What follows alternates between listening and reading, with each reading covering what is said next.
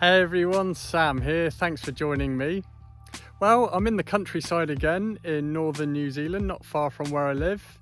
It's kind of winter now, but as we're bordering on the subtropics, it's not too cold. But the subject of this video is on painting landscapes, and I'm going to give you some specific tips on painting greens, because I know some of you find greens quite difficult, and they can be tricky, but they needn't be. So I'm going to show you some ways of how you can create some natural looking greens that you can use for painting grass and fields and trees. Now the painting I'm going to show you started off as a plein air painting, and then I took it back to the studio and added more detail to it. Now if you like this video, be sure to give it a thumbs up and subscribe to my channel. And also, if you'd like to have a go at painting this, then check the written notes below. I've put a link there, and feel free to copy the painting and use the reference photo. Anyway, I hope you enjoy this video. Just before I start the video, I'm going to give you a quick tour of the area, just show you some of the location, because it's absolutely stunning around here. And then we'll get into the plein air painting part of it, and then the second part of the video will be the studio painting. So anyway, I hope you enjoy this video. Let's roll the tape. Now I'm just driving through Ebook forest here, and it's pretty windy. You've got to be a bit careful driving on this road because there's some quite steep drops down to the side. But once you get to the other side of this road, then there's some absolutely stunning views to paint. So I'm really lucky to have this right on my doorstep.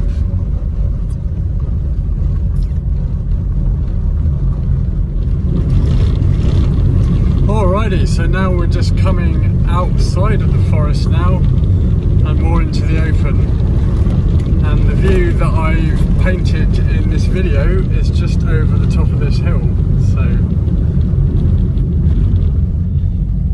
can see it now. Just look at that, it's absolutely stunning. So it's lots of rolling hills and farmland around here, and there's just plenty of subjects to paint. So there's lots of things to paint here, and the view that I've painted in this video is right here. So I'm just going to park here. It's actually over there. So we'll go out and have a look. So this is what I often do. I just park my car up at the side of the road and set up my easel and then start painting. And this was where I was painting the other day. I just absolutely love this view, and the cows weren't in this part of the field before, so I think I'm actually going to come back hopefully this week and perhaps paint those. Right, so behind me is one of my go-to locations to paint, and I just think this view's absolutely stunning. It's pretty simple, and I just love all these rolling green hills. It's just beautiful. I'm going to be coming back here to paint. I really wish I brought my paints today now. It's so nice. Alrighty, so I'm just driving to some other areas where there's some good painting spots. I only found this road the other day, and there's some quite good views when you get up to the top. I haven't had a chance to paint there yet, but I definitely will, and I'm sure I'll make some more videos on it as well.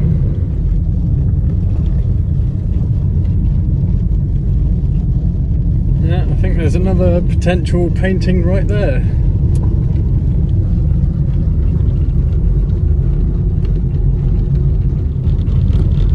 Now then, this is another area I went painting the other day. I'll go down this road here.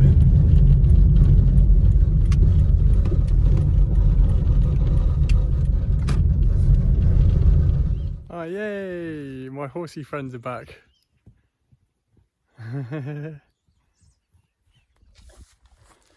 Hello horses.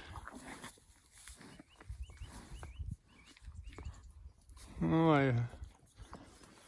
They're such beautiful animals. Let's find some grass for you as well.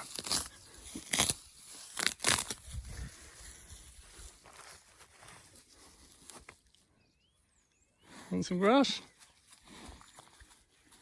Hello, you're beautiful.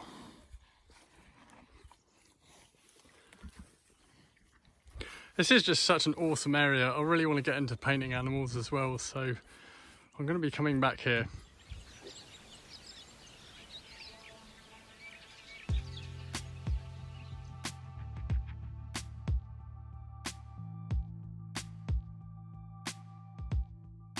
Now, painting on plein air is a French term meaning to paint outside, and I love painting outdoors. There's just something about it that's just really uplifting. I mean, I like being outside in general, and being outside in the sunshine and the fresh air, and for me, being outside in nature is just really inspiring to my artworks. I'm a landscape artist at heart, and I love being outside, so painting these types of scenes with rolling hills and trees totally floats my boat. Now, normally when I paint outdoors, I usually set my panels in a landscape orientation, but this time I decided to set it in a portrait orientation as I really felt like it was going to enhance the composition, especially as some of those hills are quite high. I'm painting on an 8x10 linen panel, and these are pre-made by a company called Seascape in the USA. And I'm using an Alla Prima Pochard box, which is handmade by a person called Ben Haggart, also in the USA. Now, I'm not sponsored by him or anything, but I just think his Pochard boxes are just works of art in themselves, and they're so intuitive, and they're great for not only painting outside, but for painting in the studio. And I've now actually got 3 of them, 2 which I use for painting outdoors, and then my larger one which I use in the studio. So my linen panel's all set up. I previously toned it in the studio with some burnt sienna just so that I'm not painting on pure white. And I begin sketching out my composition. I have to work quickly because at the time that I was painting this, it was early winter up in northern New Zealand. And as we're bordering on the subtropics, it's not so cold up here, so you get more kind of really nice vibrant greens at this time of year, especially in the fields. So the first thing I do when I paint outdoors is I establish all my dark values and shadows first, and this is because the light is always changing and shadows move. So if you've roughly painted in all your shadows and dark tones first, then it doesn't matter that the light moves. It also makes it easier to add in all those areas that are in light afterwards. Now, value just refers to how light or dark a subject is. I'm using oil paints, but you could also use acrylics as well. And the colours I'm using include titanium white, burnt sienna, yellow oxide, cadmium yellow, cadmium orange, quinacridone magenta, ultramarine blue, cobalt teal, and phthalo green. The shadows that I've used for the clouds and the shadows in the distant trees is primarily a mix of ultramarine blue, burnt sienna and titanium white. I've used less titanium white for the shadows in the trees, but I'm just trying to keep some of my colour mixes more simple. Ultramarine blue and burnt sienna makes a great combination for mixing some neutral greys, especially when combined with titanium white. Burnt sienna is actually a dark orange, and as orange is opposite to blue on the colour wheel, when the 2 colours are combined they cancel each other out. So this is a great go-to colour mix if you want to paint shadows in the landscape. For some of these shadows in the foreground, which are getting darker, many of them are within the trees and the grass, so I want to add a green element to the shadows. So I start with a mix of ultramarine blue, yellow oxide and titanium white if I need to make the value lighter. So once I've roughly marked in where the main areas of the shadows are going to sit within the landscape, I then turn my attention to the zone that's furthest away in the painting, and that's the sky and clouds. I paint the cloud highlights with a mix of titanium white and a little burnt sienna, and then the sky itself I mix with a combination of ultramarine blue, a little cobalt teal and titanium white. I'm trying to paint as quickly as possible as that light's disappearing. Then once I've painted the sky and clouds, I get straight into the fields. Now the thing to remember when you're painting fields and grass, as well as the sky, is that these 2 zones are generally lighter in value. Whereas trees, for example, are often some of the darkest values you'll find in the landscape. So you need to keep this in mind when you're painting landscapes so that when you come to paint the trees, they clearly stand out amongst the grass. Now, one of the difficulties that people have with greens is it's easy to make them way too saturated. And when that happens, it often means that the subject that you're painting, so whether it's a field, can jump forward in the painting and then you can lose that atmospheric depth. So how do we make those greens sit back? Well, we need to desaturate the colour.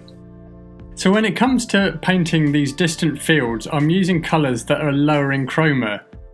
So here I start with a simple mix of ultramarine blue with yellow oxide and titanium white.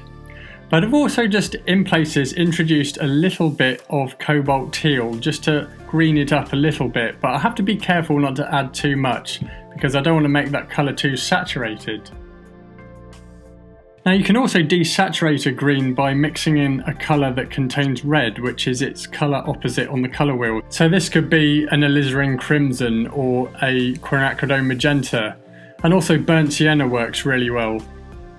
But the other thing with grasses is to make sure you keep your values in check. The value of grass generally sits on the lighter side. Now as I work my way forward in the painting, I'm going to increase the saturation by mixing in a little cadmium yellow to my mix, and then also a little phthalo green and quinacridone magenta, but I need to be careful that I don't mix in too much phthalo green as it can overpower your mixture quite easily.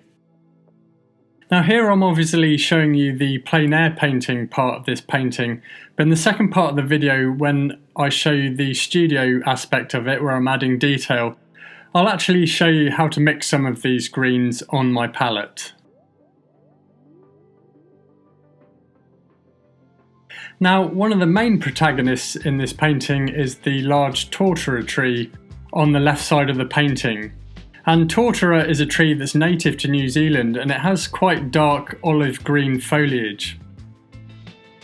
The foliage of this tree actually looks quite similar to the common yew tree found in England, but they're actually in two separate families. Tortora is in the Podocarpaceae family, whereas the common yew is in the Taxaceae family, so they're not even related. Anyway, I'm going to be mixing up a darker green for this tree, and I use a mix of ultramarine blue with yellow oxide, a little cadmium yellow and some cadmium orange. The cadmium orange helps to shift it more to that olive colour, but also part of the reason I'm using cadmium colours is because it's nearer the foreground. I paint the water in the pond using my sky mix as it's reflecting the sky, and then once I've roughly established my major zones within the painting, I just go back over the whole thing and tidy it up, so restating the darks and the shadows within the painting, and then tidying up the trees, grass and the clouds. I finish up the plein air aspect of this painting by painting in a few main stems and branches within the tortora tree, and then painting the suggestion of a few cows in the field.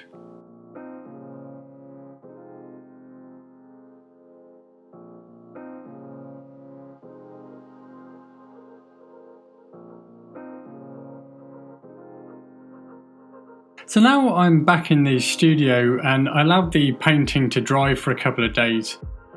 The painting's completely touch dry and I can begin the modelling stage where I'll be refining the various zones and forms within the painting and preparing them so I can begin building up some detail within the painting. I start with the zone that's furthest away and begin working on the sky, adding more detail and highlights to the clouds. Now I'm using the same colours that I was using when I was painting outdoors in the field, so I'm still using titanium white with a mix of burnt sienna for those cloud highlights, but I'm using less burnt sienna so that some of those cloud highlights are a little lighter in value and therefore brighter. The burnt sienna, however, is still going to help those cloud highlights to sit back in the landscape. I'm using smaller brushes than compared to what I was using out in the field, so here I'm using a number 2 bristle flat brush and a number 3 bristle filbert brush.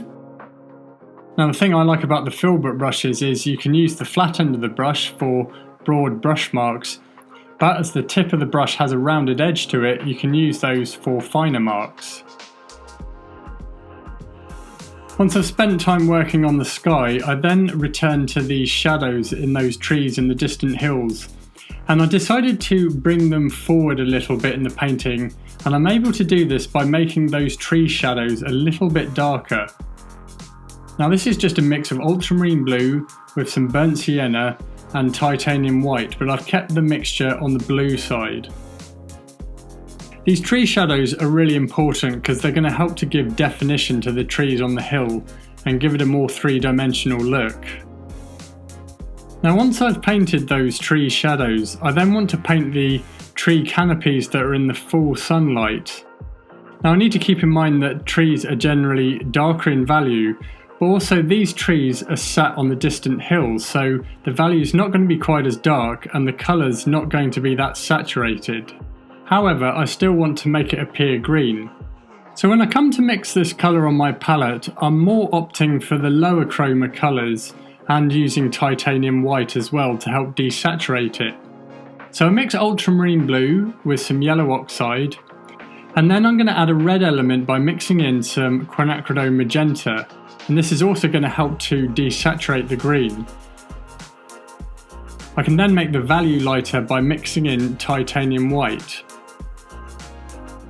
Now when I mix this colour, it might look more like a warm grey or maybe slightly green, but not particularly colourful at all.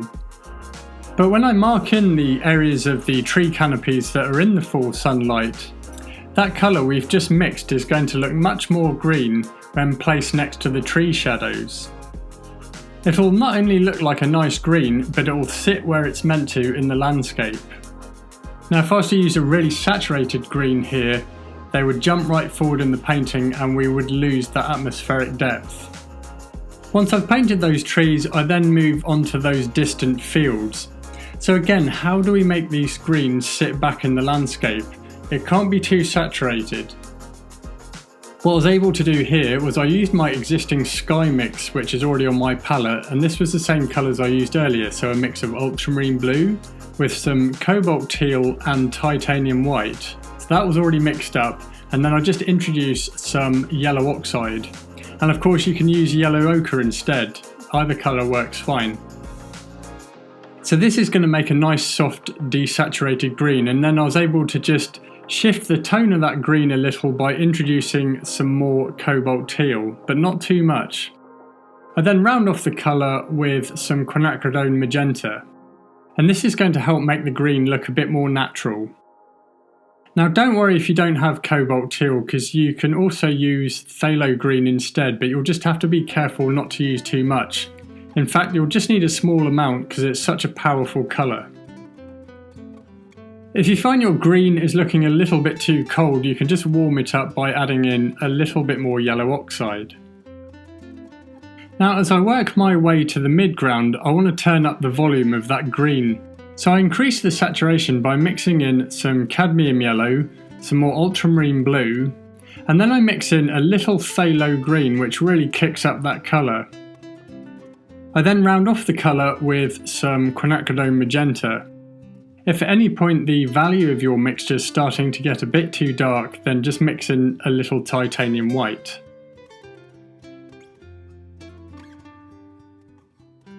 For the areas of the grass that's in shadow, I mix a combination of ultramarine blue with yellow oxide, and then I mix in a small amount of quinacridone magenta and some cobalt teal. I then make the value lighter by mixing in some titanium white. Keep in mind that the grass shadows are much more likely to be lighter than your tree shadows. My foreground grass is where I'm going to be using my most saturated greens. So I'm able to take that existing green mix and just introduce a little bit more yellow oxide, which just warms up the whole mixture, phthalo green, which increases the saturation, and then just a little bit of quinacridone magenta. And again, if I need to make the value lighter, I can just mix in some titanium white. Moving on to the tortora tree in the foreground, I restate the shadows within the tree's crown.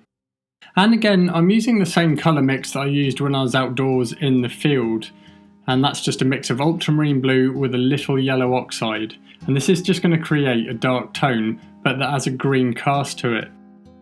Now when painting this tree, I find that a combination of bristle dagger brushes as well as using flat and filbert brushes really goes a long way in communicating tree foliage, especially conifer trees. Now, as I said earlier in the video, trees are generally some of the darker values that you'll find in the landscape, so the tree foliage here has got to be darker than the grass. Now, the foliage in this tree isn't particularly high in chroma, but it's still quite a rich olive green, so I want a reasonable amount of saturation in my mix. So I begin with a mix of ultramarine blue and some yellow oxide, and then I introduce some cadmium yellow and some cadmium orange, and that's going to help to give it a nice organic olive green colour.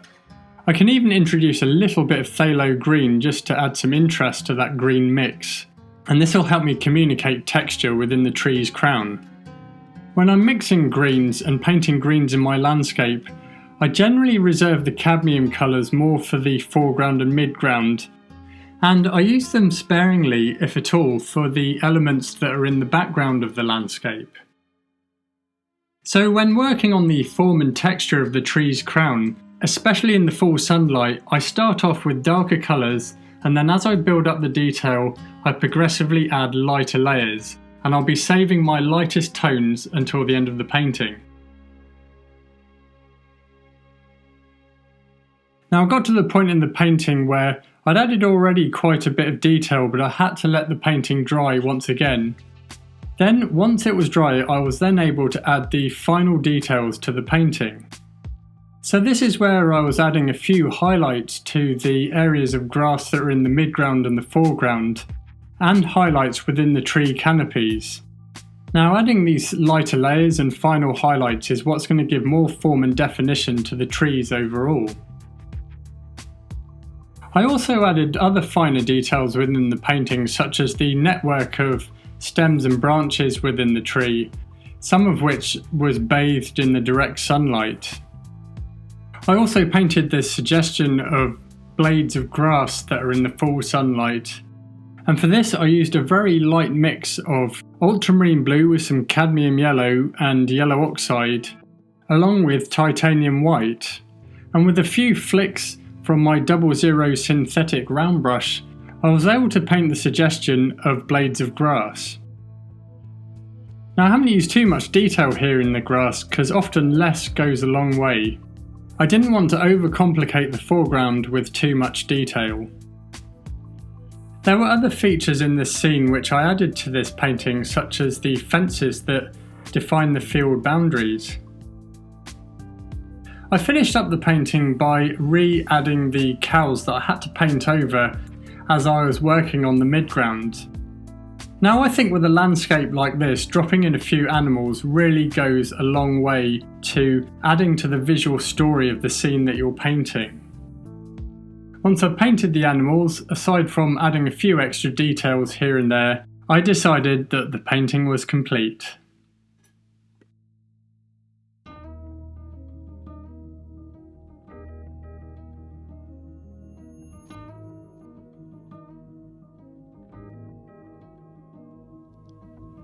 Thanks for watching. I hope you enjoyed this video, and if you did, give it a like and subscribe to my channel. Now if you'd like to learn more about painting, then check out the painting resources I have on my website at samuelerp.com, where I've got a painting blog with written painting tutorials that you can follow and copy, and I also have full-length painting tutorials available for sale from my website. Now you can also get instant access to all of my painting videos by subscribing to me on Patreon for just $5 a month. You get instant access to all of my videos and a new painting video every month. Anyway, I hope you enjoyed this video. Be sure to stay tuned for the next videos that I'm going to be making. Oh, and one last thing, if you want to see the artworks I'm working on at the moment, then check out my Instagram page and Facebook, which I update quite frequently with new artworks. and also I frequently update my website as well. So I've put all the links below. Hope you enjoyed this video. I shall see you in the next one.